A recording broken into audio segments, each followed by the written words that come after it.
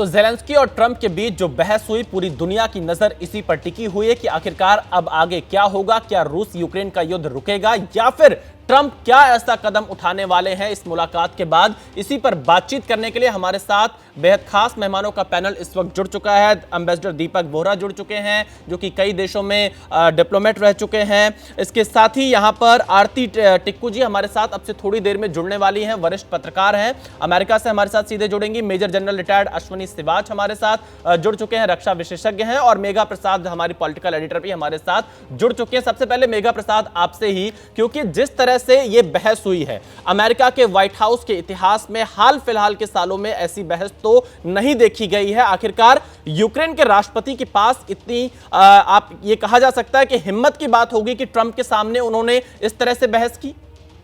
विशाल, आप हाल फिलहाल की बात कर रहे हैं। मुझे लगता है कि कभी भी व्हाइट हाउस के इतिहास में आज तक ऐसा दृश्य किसी ने नहीं देखा होगा।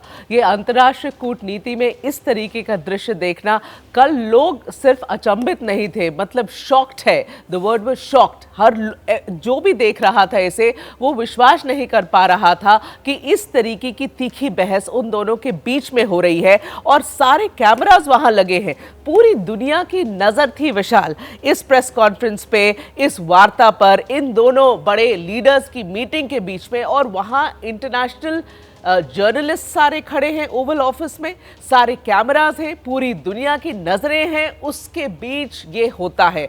और सिर्फ 7 मिनट का, ये जो 7 मिनट का एक्सचेंज है उनके बीच में, जो पब्लिक स्पैट है या फायरी एक्सचेंज आप कहेंगे, जिस तरीके की बहस उन दोनों के बीच में हुई है, और दोनों साइड पीछे हटते हुए नहीं दिख रहे थे। आवाज ऊंची की गई जब ज़ेलेंस्की ने उपराष्ट्रपति जेडी वैंस को बोला कि आप आवाज ऊंची करके बात करेंगे तो क्या झूठ सच हो जाएगा। इस तरीके की बातें हो रही है। वहां प्रेसिडेंट ट्रंप बीच में बैठे हुए हैं। मुझे लगता है कि ये जो देखा हम लोगों ने, इसकी पृष्ठभूमि समझने की जरूरत है, ये बैकग्राउंड समझने की जरूरत है विशाल, कि ये क्यों ऐसा हुआ।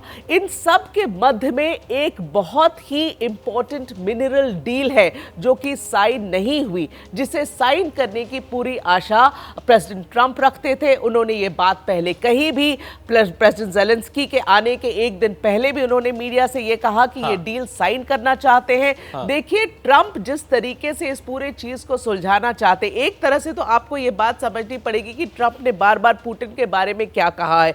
उन्होंने प्रेसिडेंट पुतिन के बारे में यह कहा है कि वो उसके पुराने मित्र हैं, उनसे वो बातचीत कर रहे हैं, वो युद्ध विराम लाना चाहते हैं, वो चाहते हैं कि लोग मरना बंद हो जाएं। मगर एक तरफ से वो ये कहते हैं, दूसरे तरीके से वो ये भी बात कहते हैं कि $350 बिलियन अमेरिका ने यूक्रेन को ये लड़ाई के लिए दी है पिछले 3 साल में। तो अमेरिका को वापस क्या मिला, उसके लिए ये डील टेबल पे रखी गई थी, जो कि मिनरल डील थी, जो कि बहुत अमेरिका के लिए लाभदायक होती। ये डील साइन करने के लिए ज़ेलेंस्की तैयार नहीं थे, सिंपल युद्ध विराम को एक्सेप्ट करने के लिए तैयार नहीं थे। तो ऑलरेडी मुझे लगता है कि गुस्से में ये सब वहां बैठे हुए थे, बहुत तनाव था और वो तनाव फूट पड़ा। बिल्कुल, और वो गुस्सा सिर्फ कल ही नहीं, इससे पहले भी लगातार देखा जा रहा था। दीपक बोहरा जी हमारे साथ जुड़े। हमने देखा कि कैसे डोनाल्ड ट्रंप इससे पहले भी ज़ेलेंस्की को तानाशाह कह चुके थे, कह रहे थे कि चुनाव से भाग रहे ज़ेलेंस्की। लेकिन जब ओवल ऑफिस में दीपक बोहरा जी दोनों नेता बैठे और जिस तरह से बातचीत हुई, अब इसके आगे क्या होगा इस तीखी बहस के बाद, ट्रंप अब आगे क्या करेंगे, क्योंकि ट्रंप बहुत ही आक्रामक नेचर के जाने जाते हैं, उनका अगला कदम क्या होगा? आभारी हूँ साहब, बहुत अच्छा लगता है जब आपके चैनल पर होता हूँ। आपने जनरल सिवाच को बिठा रखा है और आपके साथ आपके एडिटर हैं और फिर आरती टिक्कू सिंघारी। मेरी क्या जरूरत है, मैं जाके चाय पीता हूँ, इनकी जानकारी मुझसे कहीं ज्यादा है। नहीं, मुझे 53 साल हो गए डिप्लोमेसी में। अब इतना बता देता हूँ सर कि मैंने अपने करियर में भी डिस्कशंस देखी हैं जहां पर सहमति नहीं होती, गर्म होते हैं दोनों, लेकिन कभी भी हम लोगों ने आवाज ऊंची नहीं की। आवाज ठंडी होती है।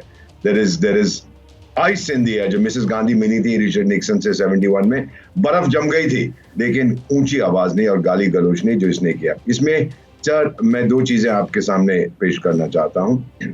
डोनाल्ड ट्रंप एक ट्रांजैक्शनल प्रेसिडेंट हैं, but he is also the most powerful person in the world.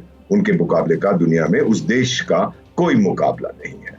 फिर वो नाराज इसलिए हुआ कि यूक्रेन ने उसको बोला, ये जो सर्कस का जोकर है जो कहता मैं वहां का प्रेसिडेंट हूं, कि हम तो शुरू से अकेले लड़ रहे हैं, हमारे साथ कोई नहीं था।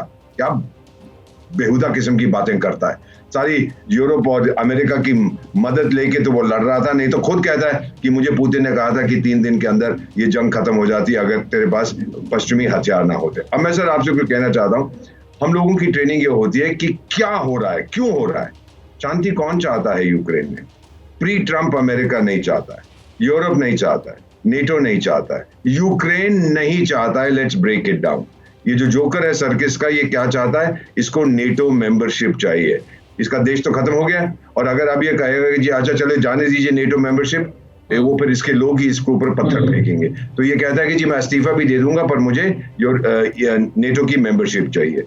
फिर व्लादिमीर पुतिन, जिससे ये बेहद नफरत करता है, व्लादिमीर पुतिन आए मेरे सामने, घुटने टेके, माफी मांगे, मेरे जूते साफ करे, और फिर हम इसको इंटरनेशनल क्रिमिनल कोर्ट में पनिश करेंगे, और जो बिलियंस ऑफ डॉलर्स खर्च होगा मेरे देश को वापस बिल्ड करने में, वो रूस मेरे को देगा। ये चीजें कहाँ है? और फिर सबसे बड़ी चीज सर, कि जो वेस्टर्न ग्रेवी ट्रेन है सर, सुनिए इसको ध्यान से, जो पैसा आ रहा है, जो हथियार आ रहे हैं, वो नहीं रुकने चाहिए सर। मैं अफ्रीका के 3 देशों में विशेष सलाहकार हूँ, ज्यादा नहीं कहूंगा। यूक्रेनियन हथियार वहां तक, अमेरिकन सप्लाइड वेपन्स जो यूक्रेन को दिए थे वहां बिक रहे हैं। कैसे सर? कहां से आ रहे हैं ये हथियार? ये जो आदमी है करप्ट टू द कोर, जिसका नाम है ये सर्कस का जोकर। अब डॉन ऑफ अमेरिका क्या चाहता है? उसको रेयर अर्थ चाहिए, जैसा मैडम ने अभी कहा था। क्यों?